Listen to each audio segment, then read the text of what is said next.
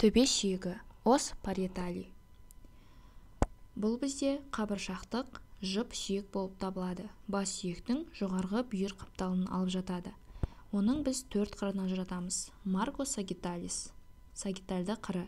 Ол жерде сутура сагиталис, яғни сагитальды жік арқылы екі төбе сүйегі бір-бірімен байланысады. Алдыңғы қыры марго фронталис. Маңдай сүйегімен тәждік жік сутура короналис арқылы байланысады.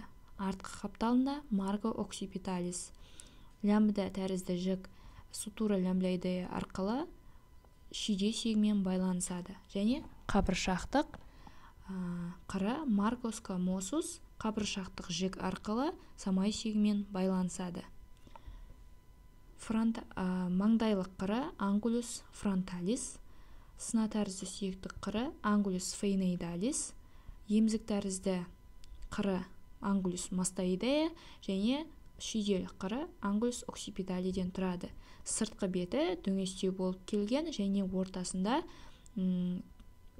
төбе сүйегінің көтеріңкісі тубер париетали орналасқан. Ал одан төменірек доға тәрізді иіліп екі сызықша өткен, яғни ол бізде линия темпоралис superior, линия темпоралис inferior, яғни самайлық сызықшалар өткен.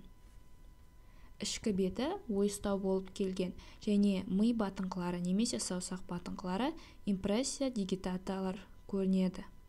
Сонымен қатар тамырлар, қан тамырлардың жүлгелері сульки артериоси көрінеді.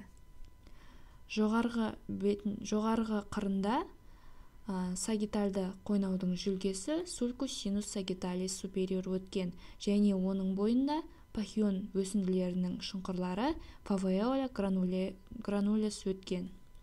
Және емзік тәрізді бұрышының жанында бізде сигма тәрізді қойнаудың жүлгесі сулькус синус сигмоидея өткен.